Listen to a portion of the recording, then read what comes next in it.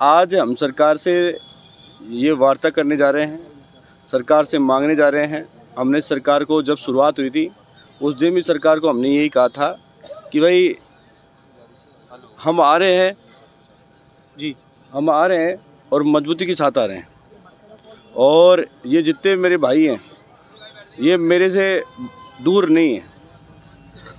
और जैसा कि प्रशासन बार बार कह रहा है कि सीपी साहब ही आपकी बात नहीं मानते, तो ये सारे लोग मेरे साथ खड़े हैं। अरे मेरे साथ खड़े हो कि नहीं हो? जो भी हमारी कमेटी फैसला लेगी उसमें सहमत है जी। भाई कमेटी के फैसले में सहमत हो कि नहीं हो? ये सारी बातों में सहमत है और पूरा विश्वास है जी। जो भी हमारी कमेटियां करती हैं काम, क्योंकि हमने अब की बार जो कमेटी बनाई है बहुत ही मैच्योर लोगों की कमेटी बनाई है और बहुत मजबूत हैं, पढ़े लिखे लोग, समझदार हैं। वो मजबूती से हमारी बात रखेंगे सरकार के सामने जी। और मुझे जहाँ तक उम्मीद है सरकार पॉजिटिव रहेगी और हम लोग यहाँ से शांति से प्रस्थान करेंगे। जैसा कि मुझे इनपुट मिला है अभी रात को डिस्कस हुई कि कुछ लोग हमारा इस आंदोलन को ख़त्म करने के लिए जी हमारे इस रैली में घुस गए और वो इनको बरगलाने का प्रयास कर रहे हैं ताकि हम लोग यहाँ 22 को यहाँ भी नहीं पहुँचे। यहाँ पहुँचते ही सरकार प्रशासन से हमारा टकराव हो जाए और हम इधर के इधर रह जाएं और उधर के उधर हो जाए, हमें बांट दिया जाए जी। लेकिन हम ऐसा नहीं करने देंगे। हमने प्रशासन ने कहा कि भाई आप अपनी व्यवस्थाएं किस हिसाब से रहेंगी। प्रशासन मुझे अपने साथ लेके जाना चाहता, मैं बिल्कुल तैयार है, हम कोई दिक्कत नहीं। हम सब लोग गाड़ियों से जाने के लिए तैयार हैं, कोई दिक्कत नहीं, इसमें बड़ी बात नहीं है। लेकिन क्या होता है कि अगर कोई हम इस लड़ाई को 2-4 भागों में नहीं बांटना चाहते हैं। हमारी मेन लड़ाई 22 गोदाम की है, वहाँ पहुँचेंगे और वहीं जो फैसला होगा, वहीं जो हमारी कोर कमेटी कहेगी वही फैसला लेंगे। और सरकार से जिस प्रकार से वार्ता हुई है, जो रात को कमेटी गई भी थी उनकी चर्चा भी हुई है, पॉजिटिव सारी चर्चाएं हैं, सरकार भी पॉजिटिव है। अब वो कहाँ तक पॉजिटिव होती है वो देखना पड़ेगा।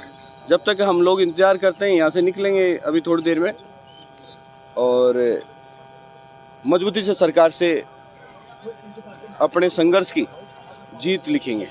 कहाँ तक जाएगी लड़ाई? देखो लड़ाई तो रुकने वाली नहीं है। अभी हम सिर्फ धैर्य के साथ आए। यहाँ हमने ये ठान के आए हैं कि किसी का पत्ते का नुकसान भी नहीं करने आए। यहाँ जयपुर के अंदर कोई हुड़दंग करने नहीं आए हम। हमारा ये जो माली सैनिक कुशवा समाज है बहुत शालीन समाज है, सभ्य समाज है और कभी भी किसी का नुकसान नहीं करता। बताओ भाइयों, नुकसान करते हो क्या किसी का? आज तक भी हमने किसी का नुकसान नहीं किया और बहुत शालीनता के साथ में हम एकता का परिचय देते।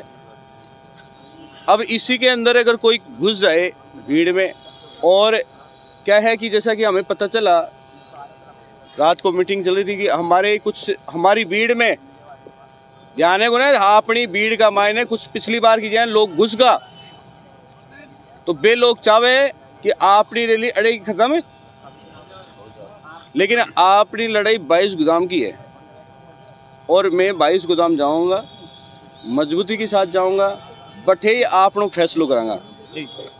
सर इसी ही भीड़ में से आवाज़ उठ रही है कि जो साधनों से जाने के बजाय पैदल मार्च से आप 150 किलोमीटर चल के आए हैं, उसके बारे में आपका कुछ स्वभाव दीजिए जो पब्लिक नहीं कर रही है। देखो ये पब्लिक थोड़ी है, ये तो मेरे भाई हैं और अगर ये मुझे मानते हैं तो मेरी बात मानेंगे। बिल्कुल सही बात। और अगर मेरे भाई नहीं है तो मैंने तो इनको पहले भी कहा था भाई शुरुआत करने से पहले कि जो भी निर्णय लेगी कमेटी लेगी और अपन अगर कमेटी के भरोसे नहीं लड़ेंगे तो फिर हमारा नेतृत्व कौन करेगा? ऐसा नहीं है, हम प्रशासन के साथ में हैं और इस लड़ाई को 2 भागों में नहीं बांटना देना चाहते। हमारा शालीनता से काम है, हमारा कोई भी उपद्रव करने का काम नहीं है। वहाँ पे हमारी सारी व्यवस्थाएं हैं। मैं थोड़ा लेट हो गया। एक प्रमुख सवाल है कि जब ऑलरेडी ओबीसी आरक्षण है जी, तो फिर अलग से एक आरक्षण की क्या डिमांड है, क्यों है ये मांग जरूरी? देखो ओबीसी में हमें कुछ फ़ायदा नहीं मिलता, हमारा ओबीसी में कोई फ़ायदा नहीं है ना, तो इसी वजह से हमें अलग से आरक्षण चाहिए। आज हमारी बड़ी विडंबना है कि हमारे प्रशासनिक अधिकारी हैं ही नहीं, तो इसी वजह को, क्योंकि देखो ओबीसी बहुत बड़ी है, 55% ओबीसी है। देश ने उस समय जब रोहिणी आयोग बना तो उस समय भी उसको लागू कर दें, हम तो ये चाहते हैं सरकार को, भाई जिसकी जितनी संख्या है उसकी भागीदारी लागू कर दें, उसमें भी ठीक रहेंगे हम तो।